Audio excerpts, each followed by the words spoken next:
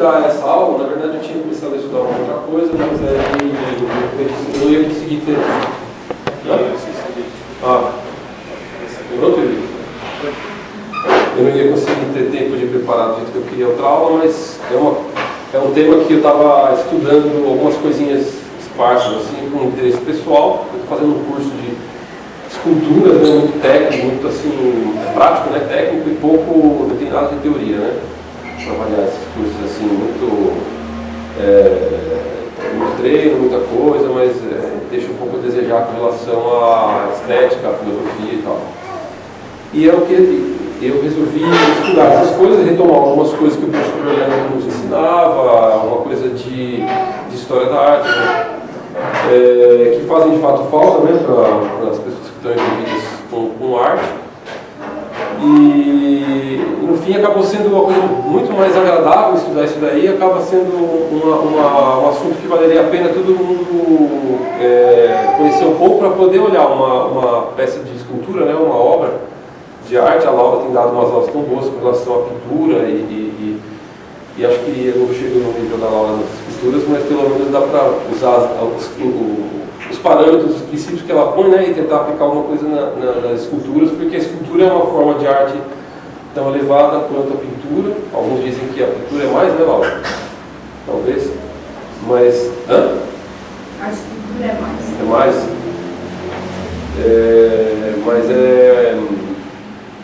Na prática, né, treinando lá a escultura nesse curso, eu estou vendo que de fato a escultura é uma coisa muito, muito difícil de fazer, de aplicar.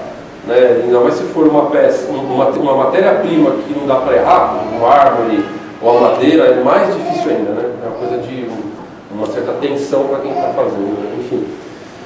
E colocar ainda, não só, né, uma figura humana com um certo movimento, colocar tudo isso, ainda colocar símbolos, colocar filosofia, torna uma escultura uma coisa extremamente apreciável, né? Bom, enfim, a história da escultura, assim como a história das artes em geral, ela se confunde com a história da humanidade e com a história da inteligência, né? A história do intelecto, porque nasceu junto, né? A representação do pensamento, né, em forma de símbolos, em forma de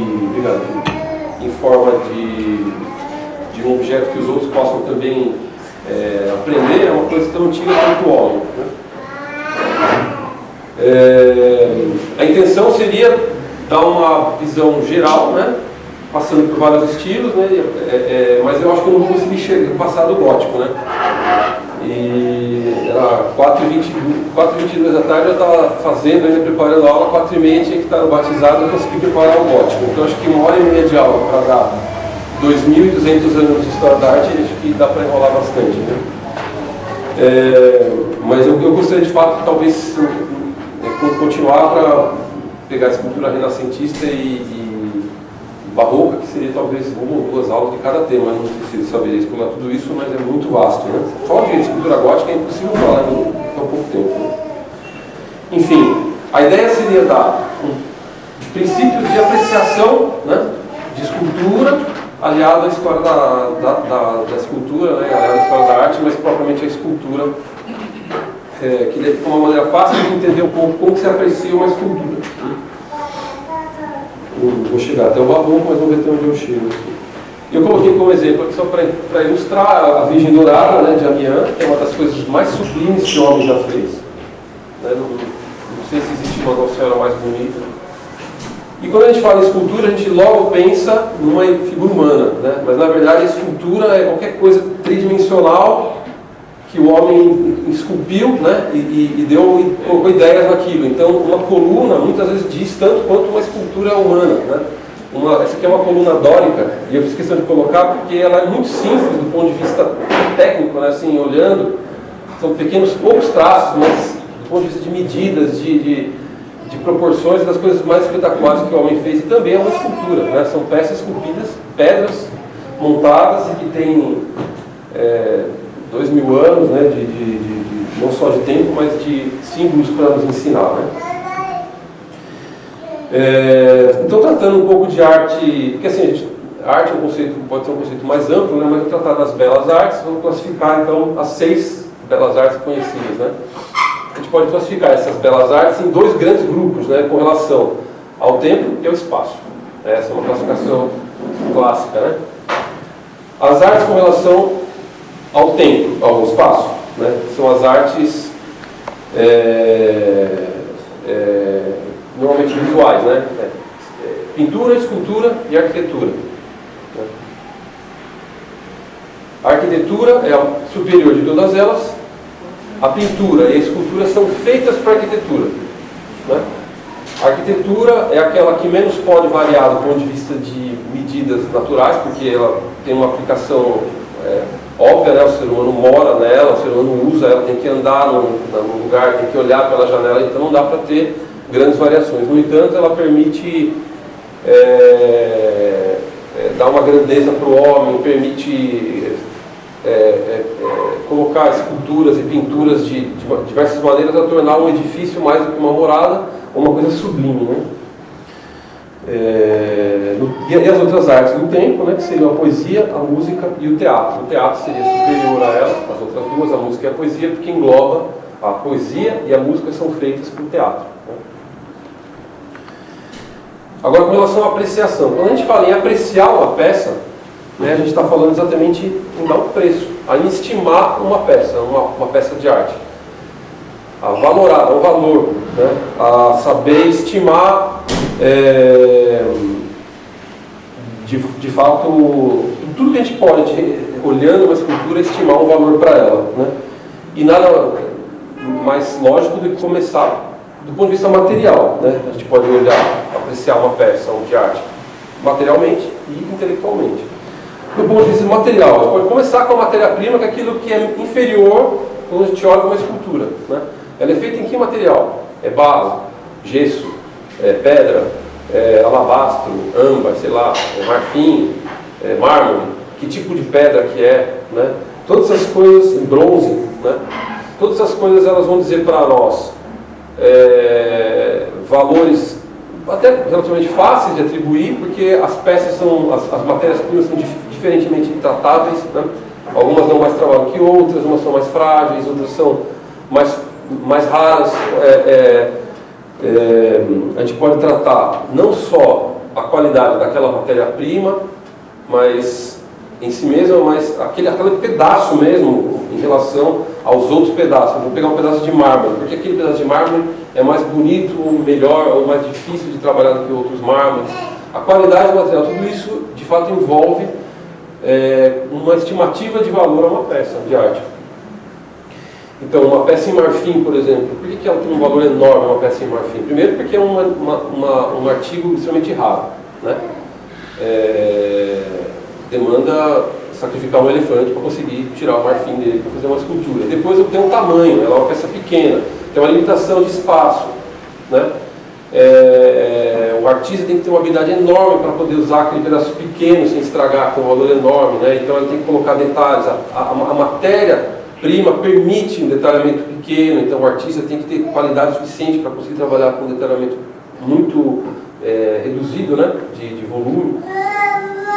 Uma matéria que ela tem uma unidade de cor, tem uma unidade de densidade, tem poucos poros, às vezes pode ter poros maiores, mas normalmente ela tem poucos poros. Então, tudo isso dá um resultado de acabamento melhor à peça. Então tudo isso é uma coisa que a gente mede. Uma escultura em barro, por exemplo, tem pouco valor do ponto de vista material. Porque é uma coisa que o barro você pode moldar, desmoldar, até ele secar você pode mexer quantas vezes quiser, né? E depois que ele está seco, ele fica extremamente frágil. Então difícil uma escultura de barro sobreviver ao longo do tempo. Então também a qualidade, o valor da peça está na durabilidade da matéria, né? O mármore dura muito, né? Tem esculturas aí de milênios, né, de mármore, e está até hoje praticamente intacto, né? Difícil de trabalhar, né? Você tem que imaginar que uma escultura de mármore ela tem um bloco gigantesco, enorme, que ela é difícil desde a extração até o transporte, tudo isso demanda um enorme trabalho para o artista, né? Então a peça, um bloco de mármore Carrara é caríssimo, né?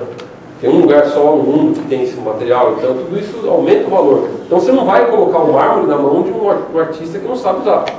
Então tudo isso vai ajudar. Na apreciação da peça a gente considera, né? A gente tem que considerar a madeira, né? Tem vários tipos de madeira, tem madeira mais fácil, mais difícil de trabalhar, a madeira tem um valor elevado, né? Mas se a pessoa não pinta a madeira, deixa na cor natural, A peça original, ela foi feita de uma peça só, foi peças coladas, ele teve que reparar um pedaço no meio da construção, isso diminui o valor, tinha um nó, né, sei lá, a pessoa escolheu um tronco para esculpir, aí apareceu um nó bem no rosto da imagem, imagina que coisa chata, estraga a peça, né, tem que ou fazer um enxerto, né, tudo isso aí a gente considera. E a técnica foi aplicada, né, a pessoa sabia usar a técnica foi bem aplicada com a mídia, né, com o meio que ele escolheu, o nível de acabamento, a qualidade do acabamento, não só o verniz, essas coisas, mas ele teve que maquiar muito a peça para esconder os defeitos, né, uma peça policromada tem a sua beleza, por outro lado é muito fácil você conseguir esconder os defeitos de uma peça que foi mal feita por trás, por baixo, né? Na hora de fazer a policromia, você tem certos tratamentos, você consegue esconder alguns defeitos originais da peça. A peça sem policromia mostra tudo, né? E a peça sem policromia, na cor da madeira natural, no mármore, ou sei lá, na pedra, ela vai mostrar a qualidade com que o artista sabia manejar as ferramentas. Ele deixa marcas da ferramenta na peça, e quanto mais essas marcas não precisarem de uma maquiagem posterior, ele deixa as marcas do cinzel, da goiva, né, do formão, essas marcas aparecem sem alterar a peça, sem mudar, deformar. Tudo isso tem um valor que a gente coloca também do material, né? Claro que tem a ideia que o artista tinha por trás, mas na verdade a habilidade do artista. Tudo isso tem que ser considerado. E o estado de conservação das peças, né? Você pega uma peça que tem 2000 anos e está intacta, ela tem um valor enorme, né? Isso tudo considerando materialmente, né? Agora intelectualmente, o que a gente olha para apreciar? É claro, a forma, né, aquilo de fato corresponde à intenção do autor, né, ele queria colocar a escultura de uma imagem, uma escultura de um santo, aquilo é um santo, ou é um homem qualquer, né, com roupa de santo, tudo isso. E o formato, em termos de proporção, essas coisas, o artista, ele sabe, ele mede, né, então essas coisas fazem diferença, né.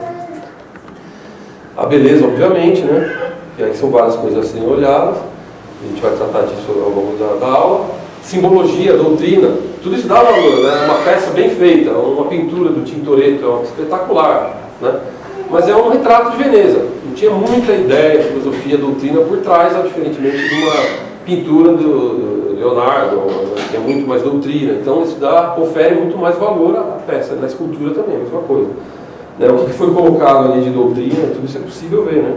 E faz diferença na avaliação de uma peça. A autoria, obviamente, uma peça de um autor famoso vale mais de uma não famoso, né? Mas não só isso.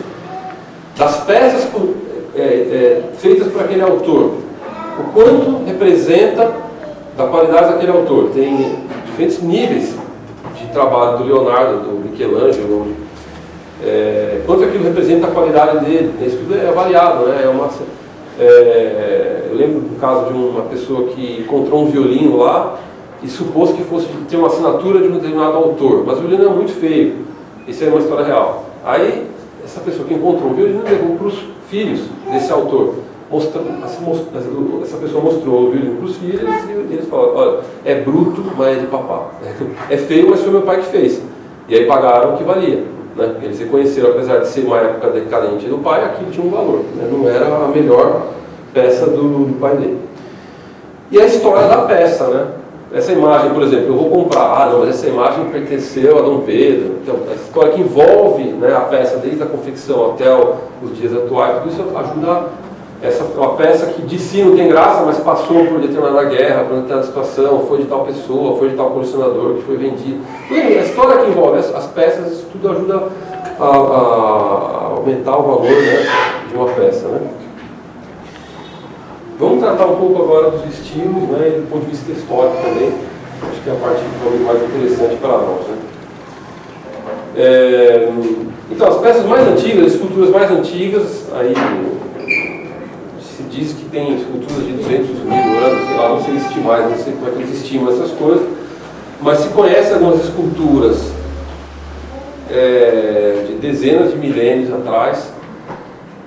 São esculturas extremamente rústicas, normalmente de pedra ou de terracota, né? Que é o que dura muito tempo. Normalmente ligadas a algum culto pagão, né? Então é muito comum achar umas Vênus, né? Umas Vênus antiquíssimas, né? Antes de chegar na Grécia, estou dando uma introdução aqui, né? Mas algumas dessas já tinham inclusive símbolos, né? Não só representando a figura por um culto, mas ela também já tinha alguns símbolos, né? Já tinha a ideia de colocar uma representação, algum símbolo também, né? Artístico, né? Um símbolo intelectual por trás, né? Eu vou primeiro tratar da Grécia, depois quando eu mostrar as fotos eu começo passando alguma coisa dessas esculturas mais antigas, né? Então, o estilo grego, que é o que de fato que importa para nós do ponto de vista histórico, ele é separado em 3 grandes períodos, né? Depois tem a arte egípcia, tem a arte etrusca, tem diversos estilos anteriores, mas que tem pouca importância, vou falar assim, para definir provavelmente uma boa escultura ou como exemplo de escultura do jeito que a gente quer tratar, né? É uma coisa mais histórica, mais para museu e menos de apreciação.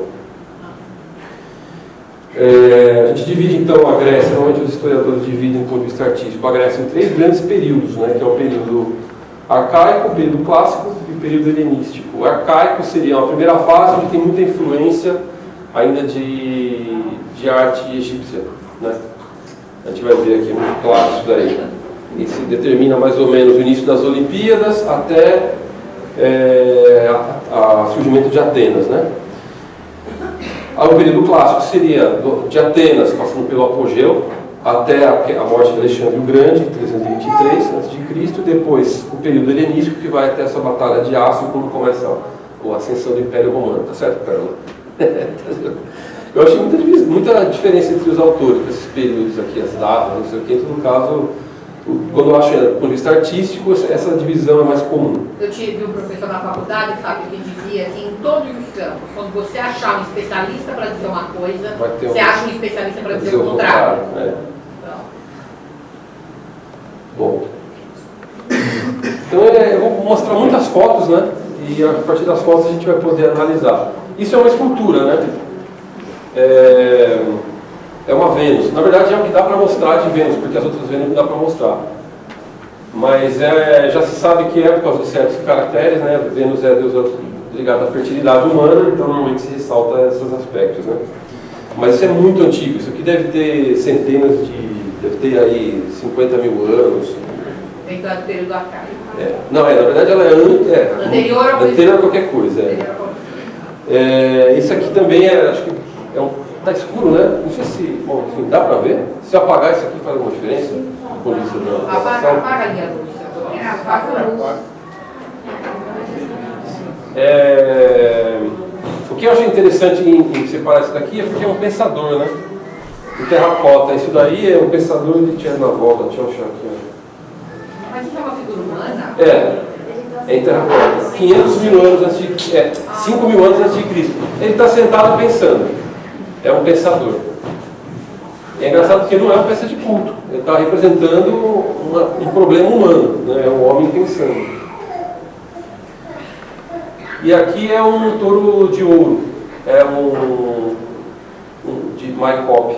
O que é interessante desse touro de ouro, objeto de culto, obviamente, né? Você escolheu um material de grande valor, mas é a maneira como ele é feito.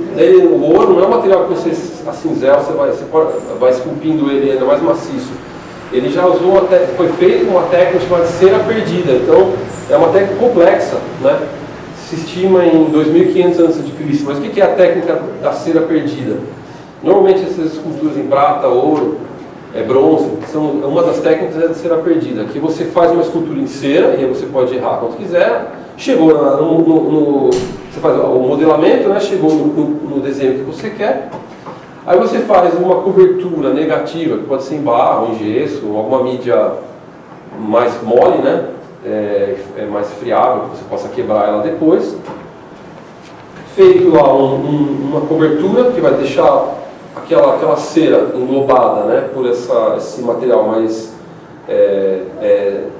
duro, porque ele não vai derreter, mas friável, quebradiço. Eles põem os tubinhos assim, né? Ao longo da escultura, e aí você derrete a cera com calor. Então toda a cera vai embora. Fica só um molde negativo. E aí você joga fundido dentro o metal, ouro, prata, bronze, né? E aí você consegue fazer esse modelo. E é uma técnica que se usa até hoje, e já esse touro é feito com essa técnica, né? Então, aqui... Até a técnica de resina que você usou para fazer os modelos, essa técnica. É mais ou menos, né? Porque a gente fazia com de barro, né? Era o barro perdido, né? Barro perdido. Então, aqui é uma escultura grega do período arcaico, né? São esculturas extremamente rígidas, né? Sem movimento. Acho que fica pior, né? Para ver. Não, é que ele está preocupado com a filmagem. Mas essa parte também depois não fica... Não dá para colocar assim? Não dá. Tá. Não sei, se quiser acender. São peças rígidas, duras, né? Sem movimento, sem expressão, sem muita preocupação com detalhes anatômicos, com proporções muito realistas, né? Não são estilos muito naturalistas. Mas a gente pode ver algumas coisas, né? Primeiro que todas elas, no modo geral, elas têm esse pezinho cruzado, assim, né? Para frente e para trás. Isso não é à toa. Né? Não é só porque eles querem representar a pessoa andando. É porque se ele fizer com os dois pés juntos, a possibilidade dela cair é muito grande. Né? Então eles põem um apoio. Mas é isso mesmo. Vou colocar outra aqui.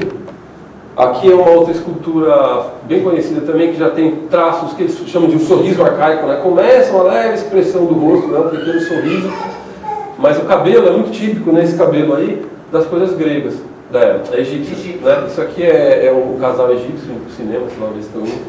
Mas você vê que tem o mesmo padrão, de pezinho, né? Um para frente, um para trás, assim, para poder dar estabilidade, né? Aqui no caso... Mas isso tem sempre até na pintura egípcia. Então, mas as pinturas egípcias, o que é interessante da escultura grega, aqueles avanços da escultura egípcia, é que eles começam a colocar articulações mais naturais. A articulação egípcia é sempre muito antinatural. Exageradamente antinatural. Esse passo para frente, eles falam que era o passo, essas esculturas eram colocadas nos lugares mortuários. Ela vem da escultura egípcia, então esse passo para frente era como se fosse a entrada para a eternidade. Entendi. Que eles falavam. Essas são as cores e corais, né? É isso, o homem e a mulher. As coisas. Então eles davam sempre um passo para frente, porque era sinal da iniciação, da entrada para a eternidade. Aí eles conseguiram resolver de um problema duplo, né? Ficou um símbolo doutrinário, mas ao mesmo tempo da estabilidade para a escultura. Porque na verdade isso é um problema muito comum das esculturas, que a escultura ela é sustentada por uma canela, né? A canela é muito fina, humana, então qualquer coisa quebra. Então eles vão ter que resolver isso daí. Então as esculturas até o período helenístico elas vão ter que ter um apoio. De alguma maneira eles vão colocar, tá vendo? A escultura grega tem um apoio atrás ali, segurando, porque senão eles quebravam muito facilmente. Né? Aqui a gente já entra no período clássico. O período arcaico tem pouco a se dizer, porque de fato eram ainda muito rígidas. Né? O período clássico, que é o apogeu da escultura grega, já tinha uma preocupação muito grande com a anatomia, com as proporções reais humanas. Eram peças para colocar num templo. Né? Então eles tinham medidas que tinham que ter proporção com o templo. Né? E elas não podiam ser medidas irreais. Né? Normalmente eles faziam em tamanho natural ou próximo disso. Mas elas eram pensadas para colocar como objeto de culto num templo. Né? Esse aqui, acho que se não me engano, é Hércules. Mas está vendo que tem um leãozinho. Tem um leãozinho do lado. Aquele leãozinho também não é à toa, é para segurar a escultura.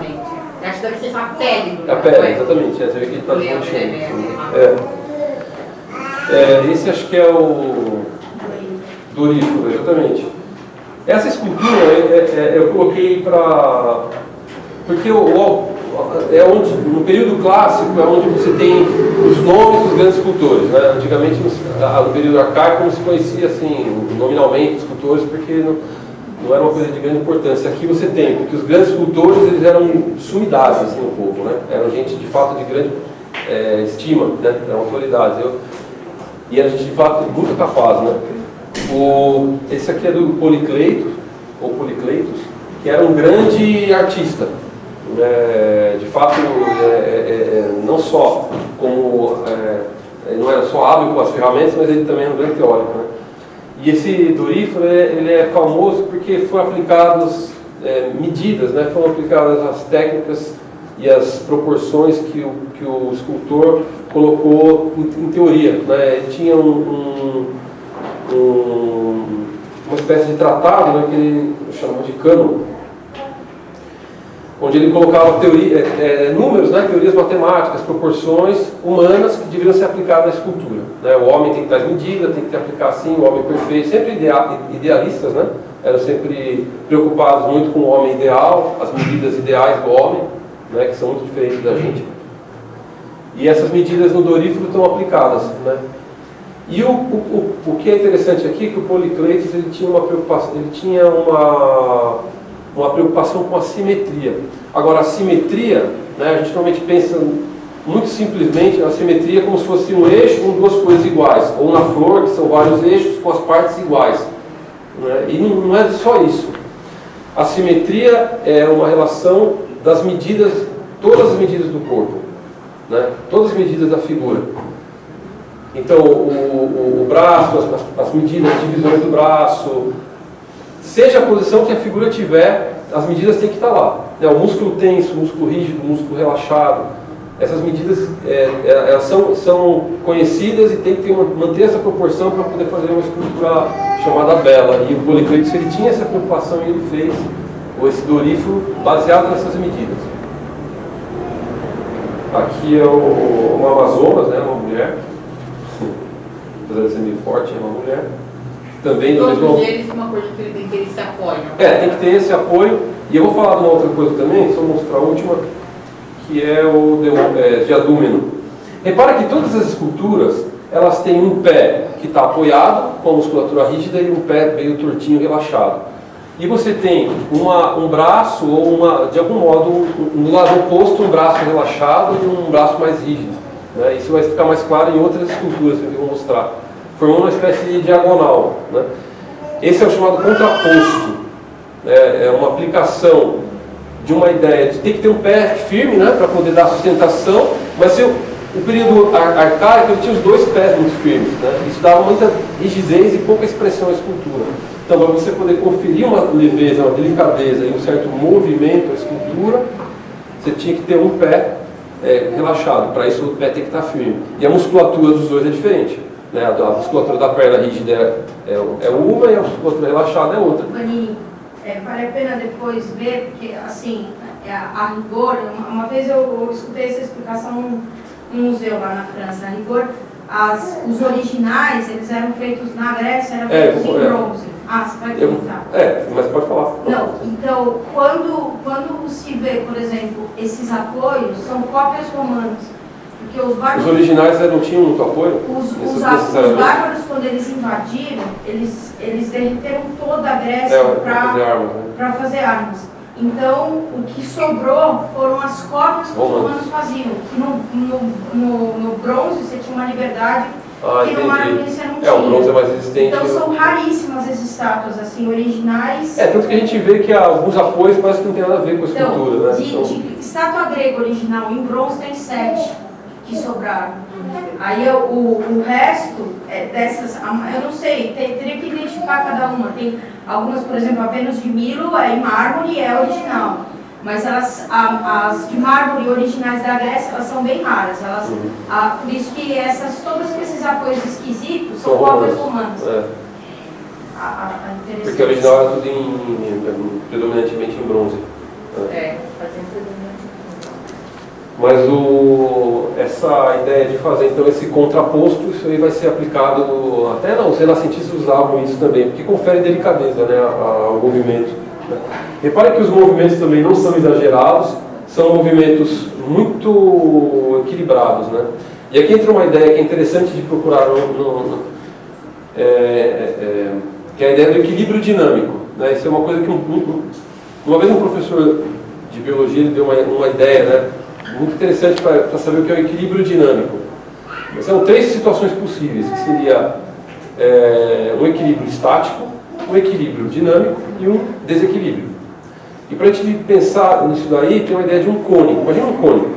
Quando o cone está apoiado com a base e a ponta para cima, esse é o equilíbrio estático. Ela não vai cair, mas ele está parado. o equilíbrio dinâmico quando está caído. Porque ele gira, mas ele também não só faz aquela posição. Ele tem uma restrição de movimentos, né? Ele só tem aquele movimento, então ele tem um certo equilíbrio. E a situação de desequilíbrio é quando ele está com a ponta para baixo, que é uma situação impossível, ele vai cair. Né? A arte moderna gosta do desequilíbrio. Né? O arcaico já gosta do equilíbrio estático. E aqui a gente vê um equilíbrio dinâmico, porque as peças têm um movimento sem dar a impressão de que vão cair, ou que então, não tem tensão em se olhar, né, uma escultura com esse equilíbrio de movimento assim, né? Bom, isso aqui com relação a... E eu queria mostrar uma escultura, olhando assim, me pareceu de todas a superior, né, que é a Demóstenes, a mesma escultura que ele Policletos. É espetacular, porque é de uma serenidade, eles falam que tem uma certa melancolia que tem a escultura, mas é um homem perfeito, né, em todos os sentidos, é um velho, né, não é um jovem com as medidas perfeitas. Ele tem as medidas perfeitas, mas é um velho, né, e é um velho inteligente. O tecido é perfeito, é espetacular. É uma escultura de fato sublime, parece uma fotografia. Né? Demóstenes,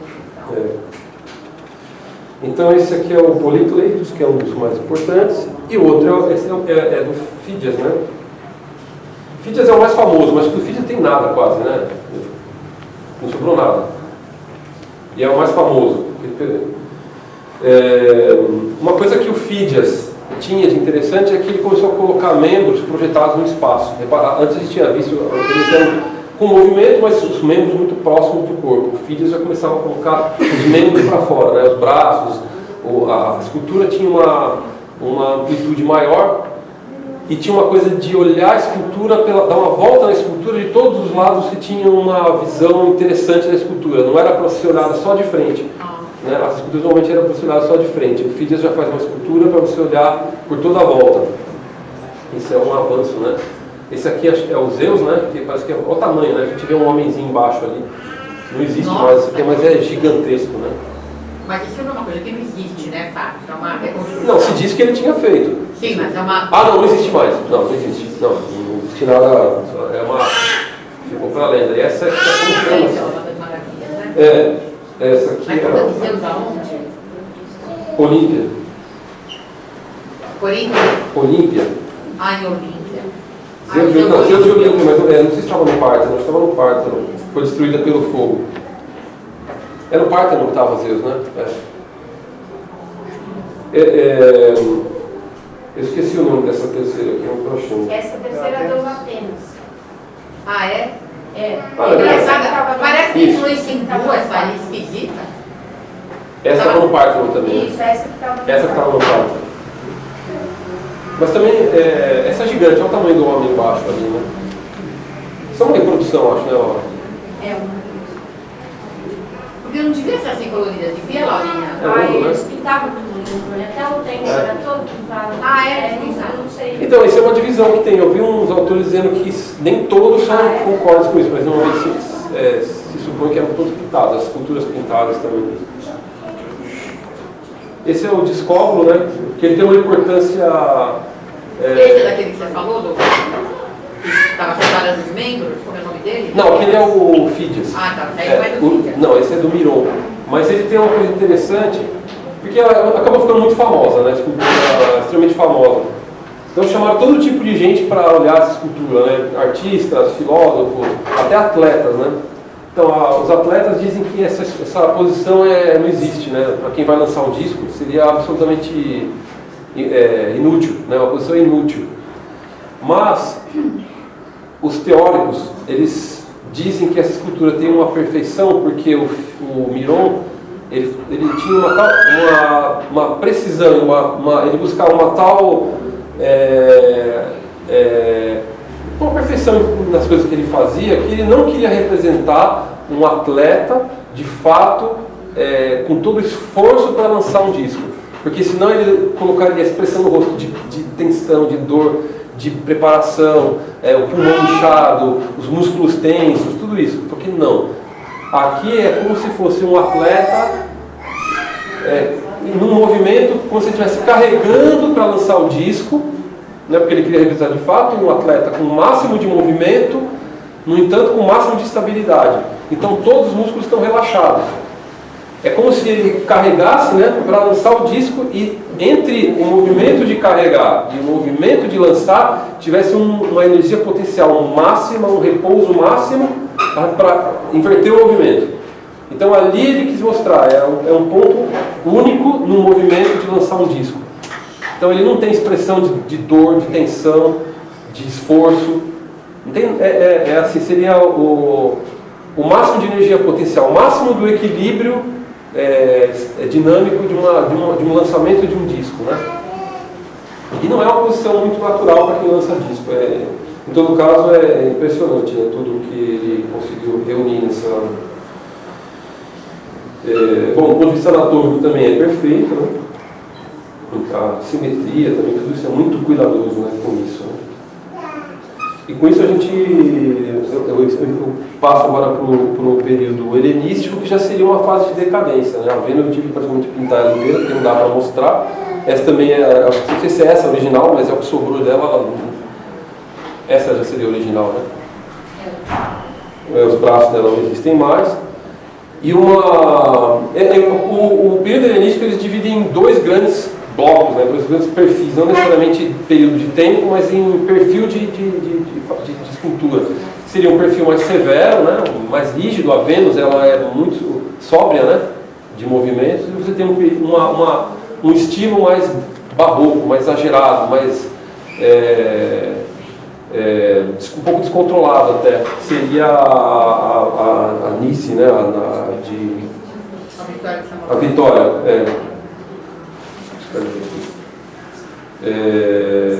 Samotrate, a Vitória Alada. Essa aqui seria a original dela, né, com a coroa. Então a gente vê um tecido extremamente leve, mas carregadíssimo em dobras, em movimento, né? A asa, espaço, já começa um exagero mesmo de movimentos, né? Vou passar rápido essa figura aqui.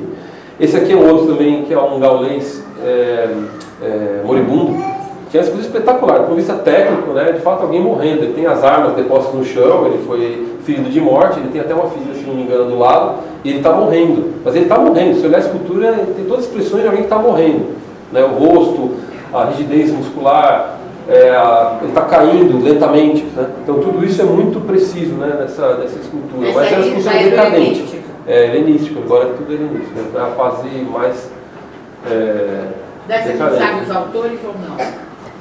Esse moribundo sabe, eu não lembro aqui. Não tem importância. Se conhece assim. Esse aqui são partes de um altar para Zeus. Já é um período, né, esse período final da arte grega é um período de grupos escultóricos, né, não é mais representado. São os deuses, né, para um culto, mas se permite representar outras coisas, né, figuras animais, mistura homem com semideus, com Deus, com expressões exageradas de sofrimento, né? Engraçado que você não tem expressão de alegria, né? Alegria de fato você não tem. Você pode ter um exagero no riso, coisa assim, mas você não tem. Você tem sempre exageros, né? Você pode ver aqui a pessoa ali segurando o cabelo, né? De fato ele está sofrendo. Você vê cabelos desgrenhados, barbas desgrenhadas, um certo descontrole, né, nas peças, nas figuras humanas. Muito, muito grande, né, os cabelos, tudo isso daí mostra uma certa decadência do povo mesmo. Você vê que os romanos eles faziam questão de mostrar tudo barbeadinho, cabelo penteado, né? É muito importante a ordem material da pessoa, né, para refletir a ordem espiritual. Aqui é o famoso Laoconte e seus filhos, né? Eles estão enrolados com uma serpente. Do ponto de vista de movimento, você vê que é exagerado, são movimentos muito pouco naturais, né? E uma escultura extremamente pesada, em todos os sentidos, mas ela tem uma coisa que não era tão comum no período clássico, não era, na verdade, seria entre aspas proibido no período clássico, né? Que é a desproporcionalidade das esculturas. Tem um Laoconte gigantesco e os filhos pequenos. Isso daí é quase que paralelo ao maneirismo, né? Você tem uma despreocupação com certas proporções e uma preocupação em mostrar expressões exageradas, né? A preocupação era até onde a gente consegue desenhar um movimento humano exagerado e deixa as proporções, aquelas básicas, para lá, né? É uma fase de fato onde... Até o desconforto nesse esculturas parecem... Então, aqui já a gente é quase um desequilíbrio mesmo, né? É uma coisa de tensão, ninguém consegue olhar uma peça e não ficar tenso, né? É uma coisa que causa uma tensão, né? Em olhar uma escultura. Mas assim, os escultores renascentistas vão gostar disso aqui. É nisso que eles vão se basear. Tem que partir disso para frente, né? Vamos piorar o quanto a gente puder. Eles vão querer, porque do ponto de vista técnico é super complicado fazer uma escultura dessa, cheia de detalhes e uma pedra gigante, né?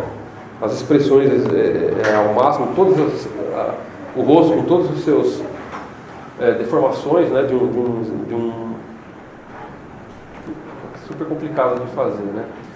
Bom, com o declínio da arte grega, você tem ao mesmo tempo que um fade out, né, da arte grega, você tem um fade in da arte romana, né, com o Império Romano e tudo mais. Então você tem não necessariamente uma substituição, mas os gregos eles contratavam artistas, os romanos contratavam artistas gregos para ensiná-los a técnica da escultura, e os melhores, né? Então eles iam para Roma para ensinar a escultura. E Roma se aproveitou muito da arte grega, quase tudo da arte grega. Eles são considerados mais tímidos, né? Eles não exageraram tanto os movimentos como os gregos. Eles tinham uma maneira um pouco diferente de retratar as pessoas, mas eles atingiram um nível técnico elevado, assim, né? Eles tinham uma preocupação grande em representar virtudes, né? O povo romano era preocupado em mostrar as virtudes, principalmente predominantemente as virtudes naturais, a valentia, a bravura, a honestidade, essas coisas, né? Eles representavam, tinha uma preocupação com a representação fotográfica, né? O retrato das coisas, retratar cenas, né? Então eram duas maneiras de fazer esculturas em Roma, né? Uma preocupação com uma retratação histórica mesmo, retratar uma cena, retratar uma batalha, fazer um busto, né? Retratar uma pessoa, uma autoridade, né? Retratar um general, um senador, predominantemente um imperador, né? E representar as virtudes daquele imperador com uma certa ordem, né? Não necessariamente com movimentos, né? As cenas tinham bastante movimento. E uma imitação do estilo clássico, né? E grego, mas eles não conseguiam chegar em todo o exagero grego, né? Uma das composições mais famosas dos romanos, está pequeno aqui, mas é um altar da paz de Arapates Augusto, né? Altar da paz de Augusto.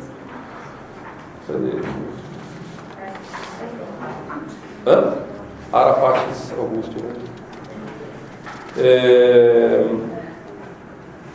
Como os romanos gostavam muito de representar momentos triunfais de Roma, né? Então era um conjunto que representava como Augusto conseguiu derrotar bárbaros e chegar a uma paz, instituir uma paz romana, e a lei romana,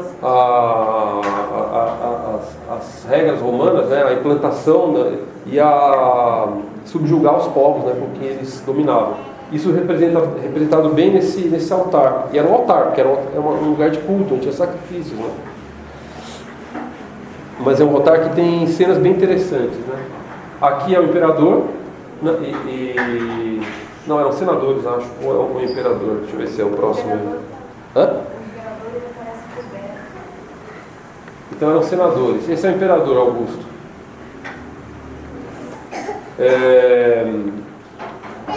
Então a gente vê de novo aquele contraposto, né? Um pé apoiado, um pé leve, né? E do outro lado, na diagonal, um braço movimentado.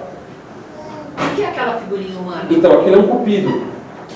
Eles exatamente, já tem como apoio, colocar um cupido. Inclusive isso mostra, eu imagino, que alguma relação dele com o culto de Vênus, né? Então porque não é uma criança, você vê que é uma figura esquisita, né? É um cupido. Mas o que eu queria mostrar era isso aqui. Isso é um relevo que representa uma cena histórica. Isso os gregos não faziam assim. E aqui a gente vê de fato como começa o espírito italiano, né? Uma festinha, uma confusão. Mas o que é interessante aqui é que é muito bem feito isso daqui. Apesar de retratar uma cena, uma confusão de gente, né, ela tem várias camadas, né, a gente consegue, apesar de ser um alto relevo, não tem profundidade, tem uma certa profundidade, mas não é propriamente uma escultura tridimensional, mas ainda assim eles conseguem 4 camadas, né, se a gente for olhar. Depois eu vou mostrar alguns particulares, mas você tem uma primeira camada desse, provavelmente um general, alguém que não se sabe quem é, né, que fez um grande feito, provavelmente ele que conduziu a batalha. Você vê os soldados. Esse também é do Arapati? É um dos relevos do Arapati. Você vê então os soldados romanos, todos com as roupas em ordem, né, os panos todos amarradinhos, tudo bonitinho, com capacete, penteado, barbeado, sempre subjugando, né? Aqui embaixo você vê os povos, eu não lembro qual que era, se eram quais são os bárbaros que estão sendo subjugados, mas todos eles estão sem proteção de guerra, né? Todos feridos de guerra, com expressão de dor, mas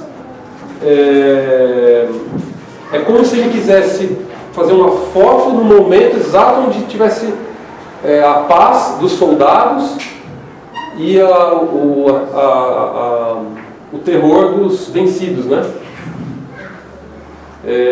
Não é necessariamente o momento da batalha. Falando, vamos representar que os romanos ganharam. Ganhamos a nossa paz. Então os soldados estão todos em ordem, né? E os vencidos, você vê que o cabelo dele é despenteado, a barba toda esgrenhada, porque é mostrar que eles não tinham ordem. Então é a vitória da ordem sobre a desordem. A gente consegue ver 4 planos, né? O primeiro com então, o senador e alguns soldados que estão na frente. A gente consegue ver que eles estão em destaque, eles estão na frente, e alguns moribundos aqui. Você tem um segundo plano com alguns soldados que estão, no caso, por exemplo, esse aqui, aquele com a tem uma trompa. cabeça que aparece ali. Isso, seria um segundo plano. Você tem algumas cabeças que estão, alguns troncos que aparecem no terceiro plano, né? Aqui, esse aqui, por exemplo, está no terceiro plano, esse aqui está no terceiro plano. E você tem um quarto plano com algumas cabecinhas aparecendo. Você tem um cavalo aqui, você tem umas. Cadê? Se procurar, tem uma cabeça que a foto está ruim de luz, né? Que estão no quarto plano. Então ele conseguiu colocar 4 planos, né, numa figura bidimensional quase, né, no alto relevo. Isso de fato mostra muita qualidade técnica, né, do artista. Tem um destaque aqui para a cabeça desse general, que ele tem um X na testa, que mostra provavelmente que ele era do culto dos... Deixa eu ver aqui, o mistério de... Ele provavelmente, porque é um culto entre os soldados muito comum. Para quem? Entre os soldados, né? Deixa eu achar aqui. Deus Mitra, né? Então provavelmente esse X mostra como ele era submisso ao Deus Mitra, né? A cara dele tem submisso ao Deus Mitra. Ele tem um X marcado. Ele tem o quê? Tem uma cara bem demoníaca. Um pouco...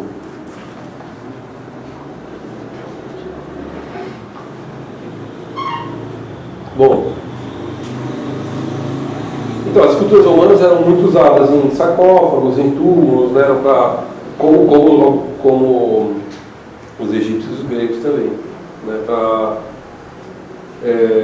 o que é interessante eu esqueci de comentar, eu me baseei muito em um site, além de um outro livro que eu já tinha lido antes, mas tem um site muito interessante, depois eu passo a referência para quem quiser, que é um site de apreciação de artes visuais. Ele dá assim, detalhes bem interessantes de todos os estilos e exemplos, né, de cada estilo e de cada escultor, com descrição, e não só uma descrição material, né, mas também elementos filosóficos, doutrinários.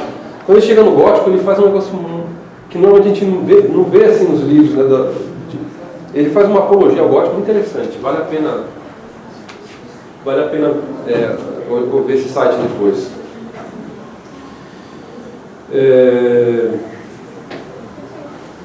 Então esse daqui é o altar da paz de Augusto. Aí você tem, lembra que eu tinha falado que tem um estilo mais abarrocado, né? Tem um estilo mais severo, tem um estilo também entre os romanos mais exagerado, né? Isso daqui já é uma fase mais decadente da escultura romana. Você tem um centauro e um cupido.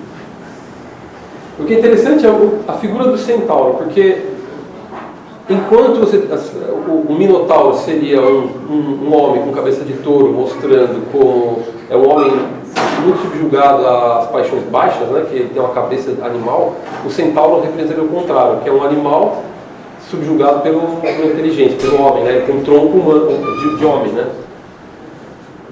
Mas o autor ele quis colocar montado no centauro o cupido, para mostrar exatamente o quê? Que mesmo os homens que têm um controle das paixões baixas pela inteligência estão corrompidos, né? Então o cupido mostra a concupiscência, a fraqueza, a derrota do homem de virtude, que nem ele de fato tem virtude, todos os homens são podres. Então ele colocou um cupido montado num homem, entre aspas, que teria controle, e esse cupido ele está claramente fazendo um movimento de controlar a cabeça dele, né? Como se ele fosse dar uma chicotada, né? E o homem está com a mão para trás, né? Mostrando que ele de fato está subjugado. Está subjugado. Ele está sendo, né, cavalgado por cupido. E não adianta, todo homem é podre. Esse é o Tibre, é uma representação do rio. Provavelmente ele está segurando um remo, né, na mão esquerda. Eu não lembro agora a figura, mas é da mão direita, mas é uma representação, uma humanização do rio, né, da figura do rio. Os romanos davam muita importância para isso, né. A coluna Trajano. Então, eles tinham essa estima, né, por representar as vitórias, os triunfos de Roma, né, e a coluna Trajano acho que é talvez a mais importante de todas elas. Então, tem os arcos romanos de triunfo também, mas a coluna Trajano é uma coisa espetacular, né? Então a coluna, se não me engano, acho que tem 31 metros de mármore. Não é uma peça só, são várias peças de mármore, mas todas as peças são grandes demais, assim, né? Não foi qualquer mármore Carrara usado, é um mármore de alta qualidade. Peças grandes escolhidas, todas elas esculpidas de ponta a ponta, numa coluna, no Fórum de Trajano.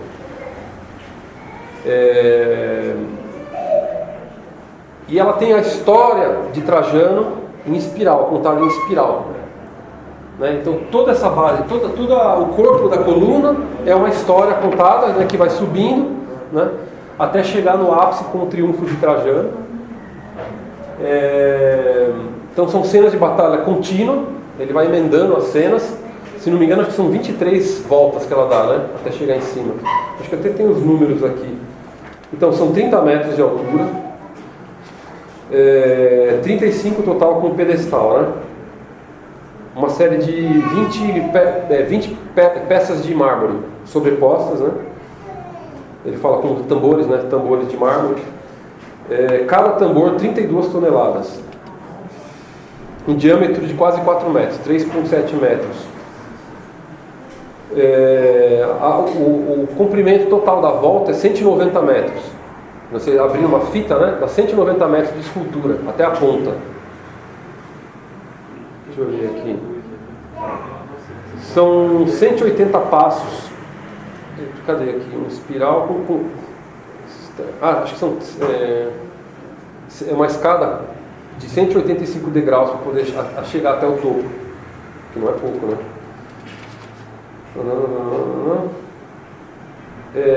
Ao todo são 2.662 figuras, né, humanas em todas as batalhas, 155 cenas que são retratadas, e o Trajano aparece 58 vezes. Agora o que é interessante é que lá em cima o Papa Sisto V, ele fez questão de colocar uma escultura de São Pedro. Tá vendo tudo isso aqui? São Pedro foi lá e pegou tudo, dominou. Entendeu? Então tem lá, São Pedro está lá em cima, né? A figura de bronze que está lá em cima é São Pedro. Isso foi no século XVI.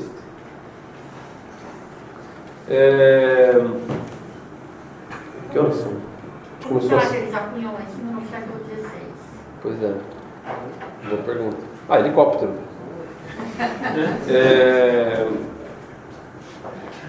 Eu vou passar então agora para o românico, acho que não vai dar tempo de falar, talvez um gótico, acho que vai dar para falar. Acho que não, já foi embora.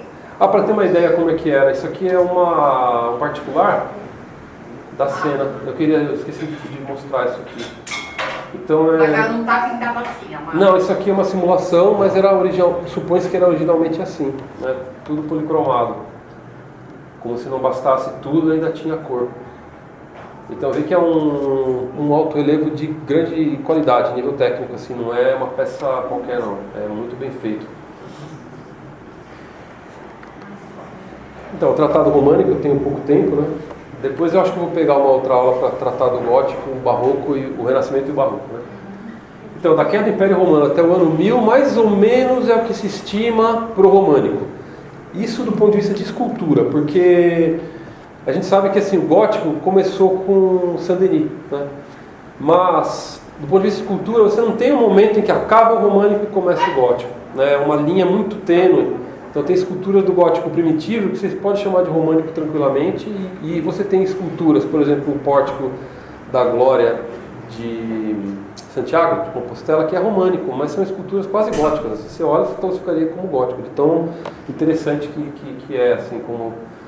O românico é um estilo que herdou muita coisa de Roma, exatamente, uma das coisas, por exemplo, o arco romano, que é um arco redondo, acho que tem até um detalhe aqui, o arco redondo, tijolos de pedra, né? São blocos de pedra grandes, que você faz as paredes com esses blocos, né? E você então tem uma limitação por causa do peso das paredes, então é um estilo pesado, extremamente bonito, né? Não tem nem o que falar quanto à durabilidade. Então como linhas, como arquitetura, como estética, herdou muita coisa de Roma, né? Da arte romana, por isso que é chamado de românico. Agora, do ponto de vista de escultura, ele também herdou algumas coisas de Roma, por exemplo, o idealismo de Platão, dos platônicos, né, que até chegar a São Tomás, a maioria dos professores de universidades eram idealistas, eram platônicos, né? Então, você tem uma despreocupação com a parte material das esculturas, né? As medidas, a qualidade técnica, o aprofundamento do tecido, do pano, das expressões, tudo não era importante, porque para se tratar, eu ia comentar isso aí mais profundamente no gótico, né? Eu basear muito no texto do professor sobre os universais. Mas como eu não vou falar do gótico hoje, eu entro um pouco nisso do idealismo, né? Então, para a filosofia platônica, no caso aqui seriam os neoplatônicos, né? O que importa é a ideia das coisas. E essa ideia, ela não existe nas coisas, né? A forma de uma pessoa não existe nela, existe no mundo ideal. Então nós somos meras cópias imperfeitas de uma ideia. Então a representação disso não pode representar naturalmente todos os valores de fato de uma pessoa, de um ser. Então eles estavam um pouco preocupados com isso. A matéria para eles não era uma coisa boa. A matéria ela tornava as coisas mais imperfeitas do que um ser humano representado como uma figura. Ele era mais imperfeito que o ser humano de verdade. Então não podia ter beleza material, né? Não era essa preocupação ao se fazer uma escultura. Então a representação era, por exemplo, se representava um artesão, um padre, um bispo, um cavaleiro. Não tinha uma representação propriamente de um determinado cavaleiro, um determinado... as virtudes, por exemplo, representadas a pureza, a castidade, ou então os vícios, né? A luxúria, essa, no caso da direita ali, são representações da luxúria e da avareza. Não dá para ver direito, mas eram figuras assim, ideais, né? Não tinha uma preocupação material estética, né? E as esculturas, elas não tinham ainda uma grande importância, como eu voltei no gótico, como um objeto para se inspirar piedade, para ensinar propriamente doutrina, isso vai sendo aos poucos sendo incorporado no hábito, né, dos artistas, né? E a escultura, ela tem uma relação direta, a escultura românica tem uma relação direta com a difusão dos mosteiros, das abadias, né? Os monges, principalmente com São Bernardo, quando começaram a espalhar os primeiros monastérios, eles começaram a colocar no claustro, principalmente, ou em algum lugar de culto, algumas esculturas para poder fazer meditação, né? Ou para um objeto de inspiração. Então ainda não tinha uma relação com a arquitetura propriamente como vai ter no gótico, né? Então são esculturas extremamente rudimentares, né? Como exemplo, eu coloquei algumas imagens de Nossa Senhora, porque as Nossas Senhoras são todas representadas de maneira bem parecida, né? Todas elas estão normalmente sentadas, com o menino Jesus no colo, né? Mostrando a autoridade, a realeza de Nossa Senhora, a majestade de Nossa Senhora. Mas como vocês podem ver, essa aqui está pequena, mas não tem uma preocupação com as proporções. Normalmente eram figuras pequenas, ou muito compridas, ou muito magras, ou muito quadradas, né? A escultura românica, aqui eu coloquei várias para mostrar como eram todas parecidas, né? E elas vão ficar em pé mais para o final do românico e começo do gótico. No gótico começa a ter mais imagem de Nossa Senhora em pé. Porque a cadeira tem uma coisa da autoridade, né? Tem uma relação direta com a autoridade. E isso era muito importante para representar no gótico, né? Aí você tem um outro fato que retardou o uso de esculturas na igreja, que era a conversão dos pagãos, né? Como o paganismo tinha o problema com a idolatria, ainda se tinha muito medo de colocar imagens, né, no culto católico, porque se tinha medo disso levar a uma idolatria, ainda tinha resquícios de idolatria. Então, aos poucos, muito lentamente, foi incorporado a escultura no culto, né? Mas ainda assim a gente consegue ver algumas coisas interessantes. Por exemplo, essa imagem aqui, do centro de cima, né? Você vê que ela tem um rosto nórdico, né? É uma escultura nórdica, ela tem o rosto de uma mulher do norte da Europa. Essa daqui é uma escultura espanhola, né? Se você olhar, é uma mulher espanhola, né? Ela tem um rosto espanhol, cabelo espanhol, roupa espanhola, véu. Todas elas têm muita autoridade, né? Apesar de serem desproporcionais, você vê que todas elas têm muita autoridade. Tinha uma preocupação em representar sempre o rosto de Nossa Senhora como alguém com inteligência e serenidade, né? E autoridade. E aqui é Rocamadour, que é uma imagem românica, bastante assim, desproporcional, né? Muito rudimentar, mas tem muitos milagres associados, mostrando como é da vontade de Deus, que ainda que a escultura de si não seja bela plasticamente, é um objeto de culto de valor, né? Então tem essa imagem milagrosa de Rocamadour. E o românico ele se preocupava muito em colocar esculturas, isso vai ser comum no gótico e não vai ser comum nas outras estilos anteriores, de colocar escultura em outros elementos arquitetônicos, isso vai sendo incorporado aos poucos, mas assim como você tem as iluminuras nos textos, né, uma preocupação em colocar arte num texto, você começa a ter também a preocupação em colocar elementos escultóricos para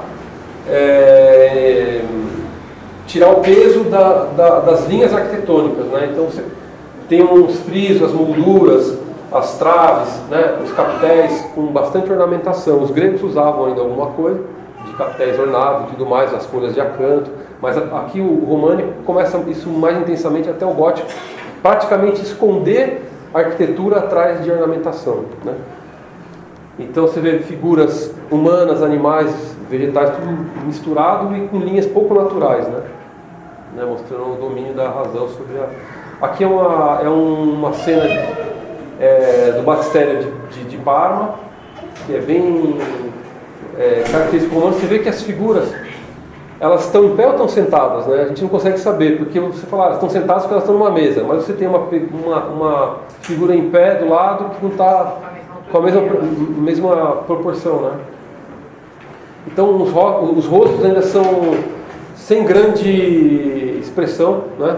Eles mostram alguma virtude, alguma coisa, mas não tem grande expressão, é muito gelado, né? Mas você já vê delicadeza nos tecidos, né? Aqui já é uma coisa, um românico do século IX, já um pouco mais delicado, né? Mas uma coisa do românico que é interessante notar, e esse eu que vou tratar, não sei se é a próxima figura, deixa eu ver, não. Como é que volta aqui?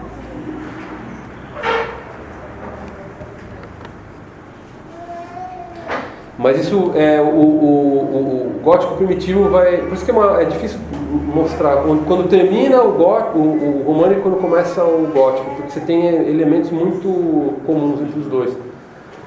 Mas note que o tecido das roupas, por exemplo, é muito leve, né? As dobras são leves, não são profundas, mas já tem uma delicadeza, mas muito paralelas, né? São lineares, né? Isso tudo já mostra que eles queriam representar o pano, mas ainda não naturalmente, ainda não tinha preocupação com a natureza das coisas, mostrar a realidade de fato. Aquele é um pano, é delicado, basta, não precisa ter uma grande preocupação com a realidade de um drapejamento, né? O movimento do tecido dobrado, dando um movimento para o resto do corpo, né? Você vê ali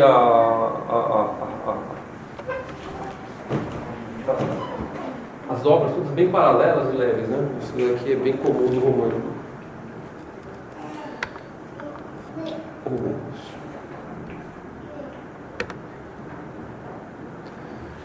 E o românico também, ele é característico por colocar cenas,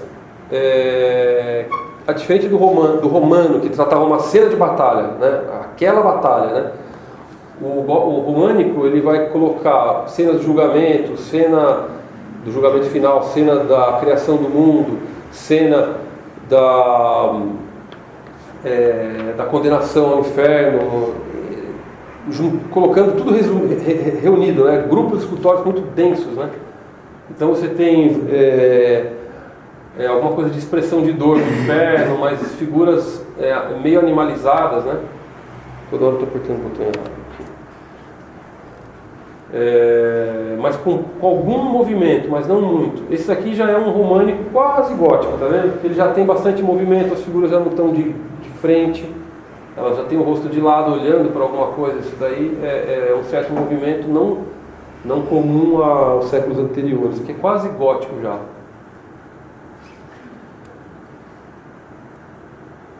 Em 3/4, né, que é uma maneira difícil de representar, né, ou de frente ou de lado, mas em 3/4 é um pouco difícil de representar. Eu vejo essa dificuldade lá.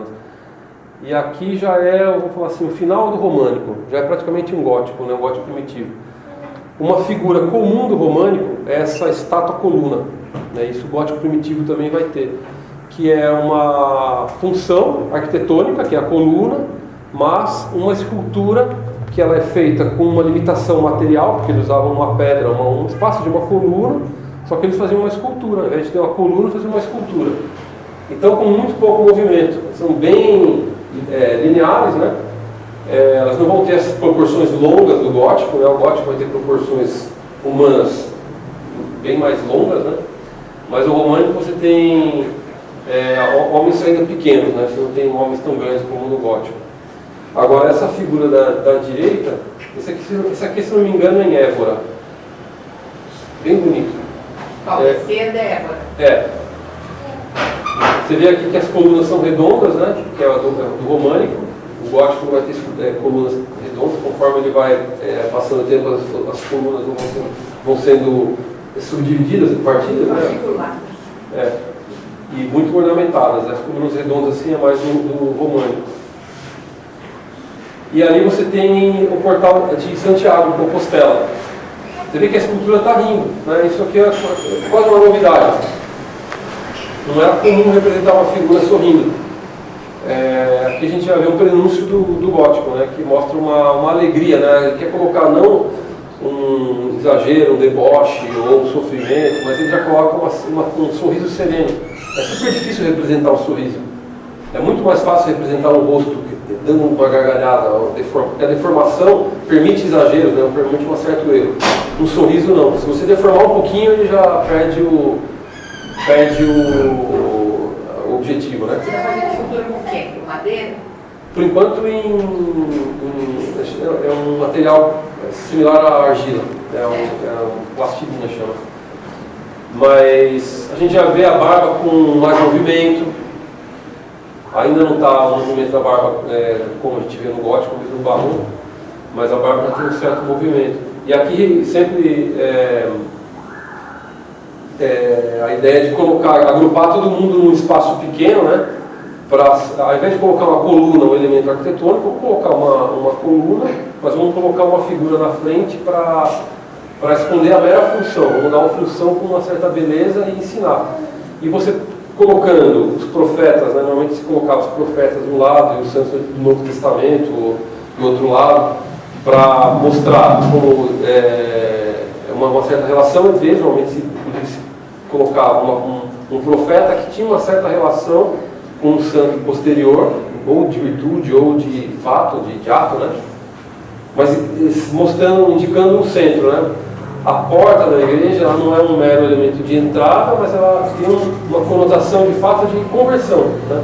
Ela indica uma passagem para uma espiritualidade diferente. Você sai do mundo e entra num lugar de culto divino, né? Eu acho que eu vou ter que parar aqui, eu já estou dando uma hora. Aí eu vou entrar no gótico. Mas começa com o gótico a próxima aula. Melhor. Enfim, é isso. Tinha, acho que do gótico eu queria coisas mais interessantes para falar do romântico.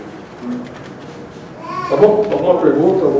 Fábio, então, quando se passou do grego para o gótico, para o românico, né? Houve perda de técnica, eles perderam a técnica, por isso as imagens não são tão perfeitas e tudo mais, ou era uma coisa filosófica? Então, aí no meio tem um fato importantíssimo que é o iconoclastismo. E as invasões bárbaras. Foi tudo destruído. Foi tudo destruído por conta das invasões, mas também tem uma questão doutrinária. Que o iconoclastismo teve muita influência, quer dizer, eles proibiam as imagens, vai influenciar muito os ortodoxos, mesmo os melquitas. Os melquitas praticamente não têm estátuas, eles só têm pinturas. E eles quebravam tudo. E aí ninguém fazia. Claro. E aí se perdeu. Os bárbaros também destruíam muito, né, Laura? Então, o que tem, assim, que a gente vê também na escultura, na pintura, mas também na arquitetura, uma queda muito grande da capacidade técnica deles por causa dos invasões bárbaros.